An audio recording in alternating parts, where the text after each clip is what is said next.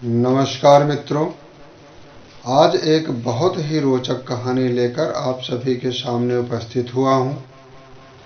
आखिर क्यों हनुमान जी को भगवान विष्णु का सुदर्शन चक्र निगल जाना पड़ा? यह प्रसंग उस समय का है जब श्री कृष्ण भगवान द्वारिका में रानी सत्यभामा के साथ सिंहासन पर विराजमान थे। निकट ही गरुण और सुदर्शन चक्र भी बैठे हुए थे। तीनों के चेहरे पर दिव्य तेज झलक रहा था। बातों ही बातों में रानी सत्यभामा ने श्री कृष्ण से पूछा कि हे प्रभु, आपने त्रेता युग में राम के रूप में अवतार लिया था। सीता आपकी पत्नी थी, क्या वे मुझसे भी ज्यादा सुंदर थीं? यह सुनकर द्वारिकाधीश समझ गए कि सत्यभामा को अपने रूप का अभिमान हो गया है। तभी गरुड़ ने कहा कि भगवान, क्या दुनिया में मुझसे भी ज्यादा तेज गति से कोई उड़ सकता है? इधर सुदर्शन चक्र से भी नहीं रहा गया और वह भी कहने लगा कि हे भगवान, मैंने बड़े बड़े युद्धों में आपको विजय श्री दिलवाई है। क्या संसार में मुझसे भी शक्तिशाली कोई है? भगवान श्री कृष्ण मन ही मन मुस्कुरा रहे थे।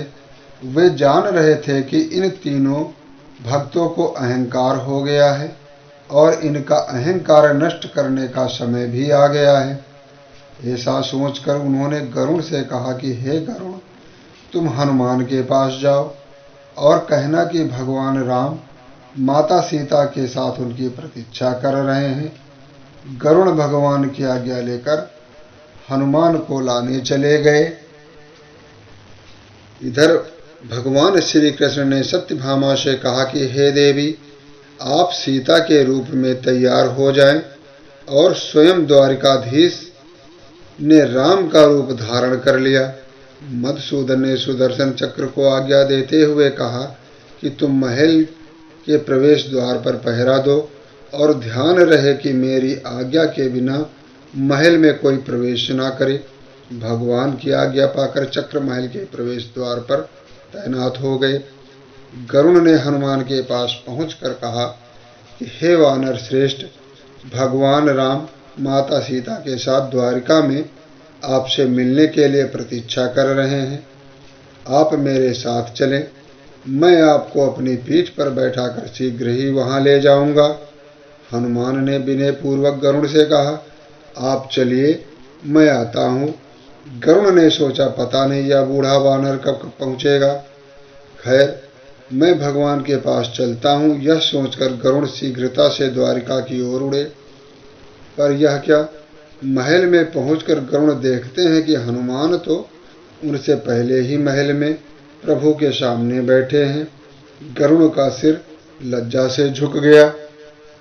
तभी भगवान कृष्ण ने कहा, जो श्री राम जी का रूप लेकर बैठे हुए थे, कि हे पवन पुत्र, तुम बिना आज्ञा के महल में कैसे प्रवेश कर गए?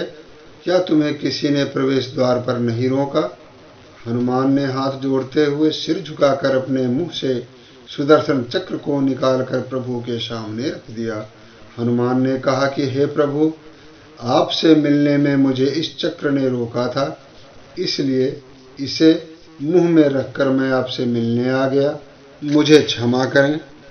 भगवान मन ही मन मुस्कुराने लगे। हनुमान ने हाथ जोड़ते हुए श्री राम से प्रश्न किया, हे प्रभु, आज आपने माता सीता के स्थान पर किस दासी को इतना सम्मान दे दिया कि वह आपके साथ सिंहासन पर विराजमान है? अब रानी सत्यभामा का अहंकार भंग होने की बारी थी। उन्हें सुंदरता का अहंकार था जो पल भर में चूर हो गया था। रानी सत्यभामा, सुदर्शन चक्र व गरुड़ तीनों का गर्व चूर चूर हो गया था।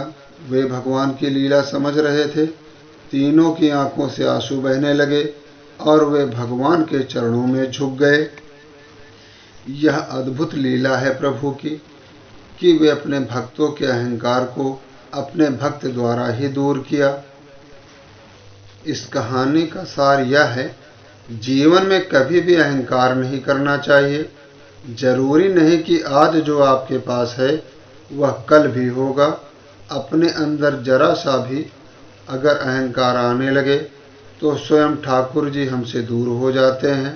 ठाकुर जी को निस्वार्थ भक्तों की ही जरूरत है, अहंकारी की नहीं। मित्रों, इसी प्रकार की कहानियों के लिए हमारे चैनल को सब्सक्राइब अवश्य करें। धन्यवाद।